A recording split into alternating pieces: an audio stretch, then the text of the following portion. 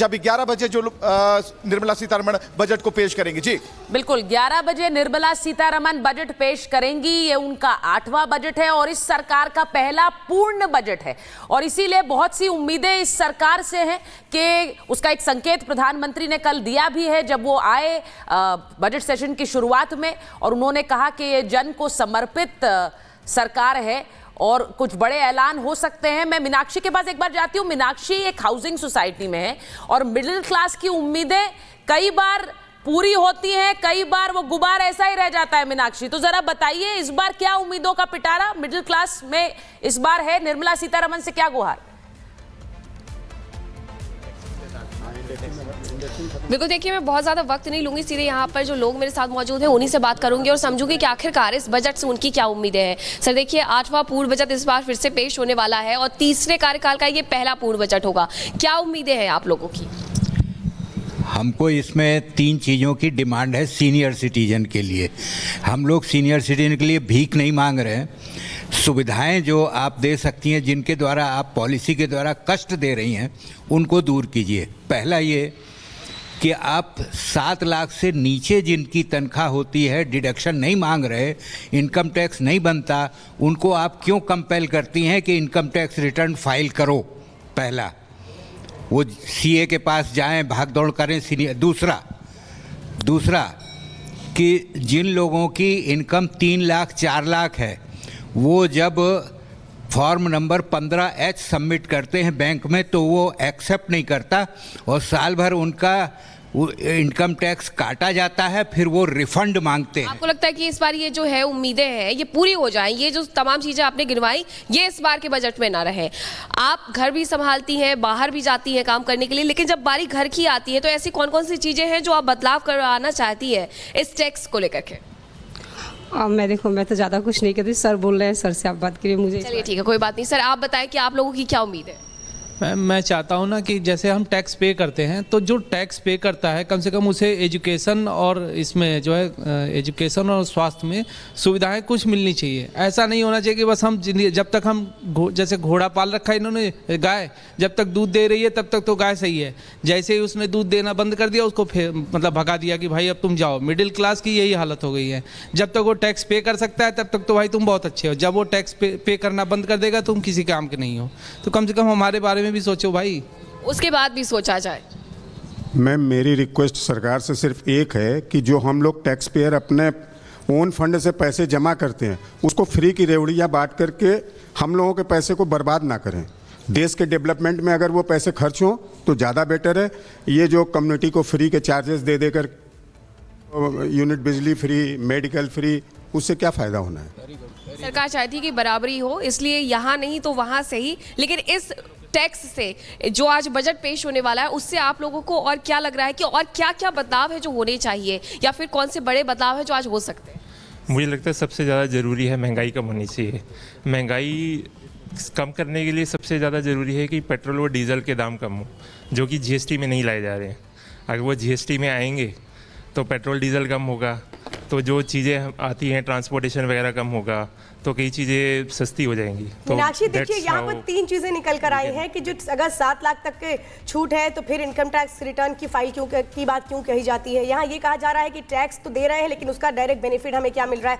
Education और health की बात यहाँ पर कही जा रही है। तो लोग इस चीज़ को बहुत अच्छे से समझते हैं कि उनको क्या चाहिए, सिर्फ वो कह नहीं रहे हैं बल्कि उसकी वो उम्मीदों को भी पूरा होने की उम्मीद लगाए बैठे हैं। और अब देखना है इस बजट में उम्मीदें कितनी पूरी होती हैं। हमारे साथ लगातार हमारे खास सहयोगी बने हुए हैं। बड़ी कवरेज बजट पर जारी है। रुकेंगे एक ब्रेक के लिए, फौरन लौटेंगे।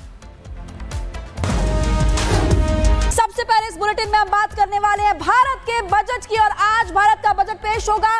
काउंटडाउन शुरू हो चुका है। 3 घंटे 1 मिनट 18 सेकंड का वक्त बचा है और पूरे भारत को भारत के इस बजट का इंतजार है कि आज केंद्रीय वित्त मंत्री निर्मला सीतारमण के पिटारे से आखिरकार क्या निकलेगा।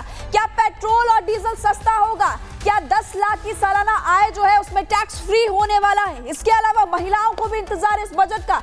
और आपको बड़ी खबर बता दें कि 11 बजे का वो वक्त होगा जब लोगों का इंतजार खत्म होने वाला है, क्योंकि भारत के इस बजट को लेकर लगातार हम आपको बता रहे हैं कि 8वीं बार बजट पेश करेंगे केंद्रीय वित्त मंत्री निर्मला सीतारमण और सौगातों की बारिश भी होने वाली है। तो 3 घंटे का वक्त बचा है।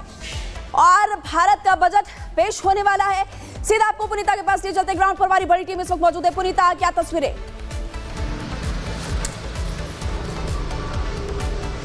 बिल्कुल महिमा, देखिए अभी आधे घंटे का वक्त और है क्योंकि 8:30 बजे का समय है जब वो यहाँ से निकलेंगी। इस वक्त मैं वित्त मंत्री निर्मला सीतारमण के आवास के बाहर खड़ी यहाँ पर मौजूद हूँ और जैसे जैसे देखिए समय नजदीक आ रहा है, यहाँ पर हलचल देखने को जरूर मिल रही है।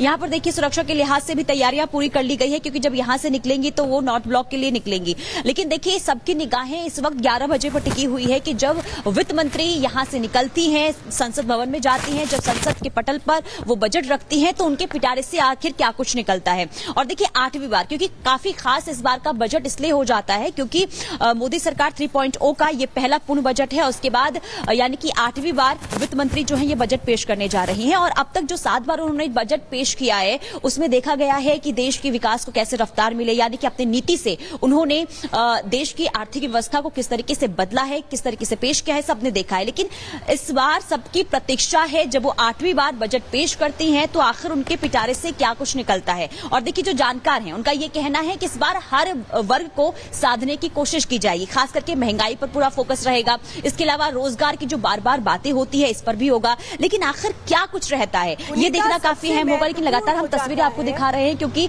आधे घंटे का और समय बचा हुआ है जब यहाँ से वित्त मंत्री निकलेंगी और यहाँ से वो नॉर्थ ब्लॉक के लिए जाएंगी और उसके बाद जो तमाम परंपराएं जो चली आ रही है उसका निर्वहन होगा। यानी कि यहाँ से वो पहले जाएंगी नॉर्थ ब्लॉक जहां पर बजट टीम जो होती है उनके साथ एक शानदार फोटो सेशन होता है जो निर्मला सीतारमण के लिए ये उनका 8वां बजट होगा। देश में आर्थिक विकास दर को बनाए रखना उनके लिए बहुत बड़ी चुनौती है, लेकिन लोगों को भी, खासकर मिडिल क्लास और गरीब तबके के लिए उनके खजाने में क्या कुछ है ये भी लोग टकटकी लगाए बैठे हैं क्योंकि ये इस सरकार का यानी नरेंद्र मोदी के तीसरे टर्म के पहला पूर्ण बजट है। ऐसे में इस पिटारे में क्या क्या होगा ये भी देखना होगा। हमारे साथ सुमित जुड़े हैं और सुमित खेत खलियान में किसानों से बात कर रहे हैं। सुमित जरा पूछिए, किसान सम्मान निधि से किसानों को अभी तक कितना फायदा हुआ है, इस बजट से क्या उम्मीद कर रहे हैं? बिल्कुल सुचरिता, क्योंकि किसानों को इस बार के बजट से बहुत ज्यादा उम्मीदें हैं। किसान सम्मान निधि का जिसका आप जिक्र कर रही हैं, एमएसपी हो अलग अलग फसलों पर, चाहे वो तमाम उम्मीदें क्या इस बार के बजट में पूरी होंगी? हमारे साथ कुछ किसान भी हैं, उनसे भी हम बात करेंगे और उन्हीं से जानने की यहाँ पर जो है वो कोशिश करेंगे। शिवराज जी, सबसे पहले हम इस वक्त उन्हीं समझने की कोशिश करते हैं। शिवराज जी, आज जब बजट आएगा तो क्या उम्मीदें कर रहे हैं कि जब मोदी 3.0 सरकार का ये पहला बजट है तो क्या कुछ निकले किसानों के लिए? नहीं, किसान तो हर बजट में उम्मीद करता है लेकिन हर बार खाली हाथ जाता है। देखो, किसान को बजट मिले कहां से? देश का आधे से अधिक जो बजट है वो मान्यों की जेब में चला जाता है। जितने विधायक है, सांसद हैं, मंत्री हैं, मुख्यमंत्री हैं, इनको वेतन भत्ता और पेंशन इतनी ज्यादा मिलती है कि देश का सारा बजट इनकी जेब में जाता है। जबकि जो इनको विकास निधि मिलती है 40% तो उसी में से कमीशन खा जाते हैं ये। तो इनको ज्यादा देने की पेंशन तो बिल्कुल नहीं देनी चाहिए इनको। भैया नौकरी पे थोड़ी आए थे, चुनाव जीत के आए तो इनकी खाएगी। आज अब जब बजट पूरा आ रहा हो तो उसमें आप क्या उम्मीद कर रहे हैं कि क्या होना चाहिए किसानों के लिए? क्या हो कम से कम किसानों के लिए होना चाहिए? सामने खेत है, आप देख रहे हो, गाय आज भी उसमें खेत में चल रही हैं और ये पूरे कील कांटे यहाँ लगे हुए हैं। हमने कहा था जैसे बीएसएफ होती है, बीएसएफ की तर्ज पर एएसएफ का गठन किया जाए, एग्रीकल्चर सिक्योरिटी फोर्स। किसान को सम्मान निधि मत दो, किसान को कोई और सब्सिडी मत दो, लेकिन फसल की सुरक्षा के लिए जो जंगली जानवर और आवारा पशु हैं, किसान रात रात भर खेत पर जाग रहा है और फिर भी फसल की सुरक्षा नहीं हो पा रही है।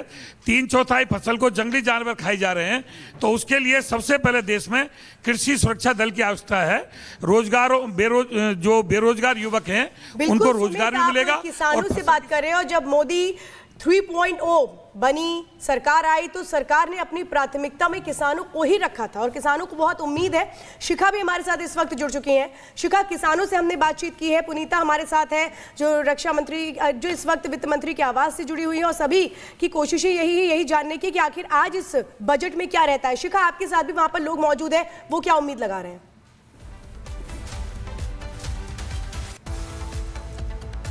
बिल्कुल श्वेता, देखिए मैं विजय चौक पर मौजूद हूं और यहाँ पर अगर बात करें तो जब निर्मला सीतारमण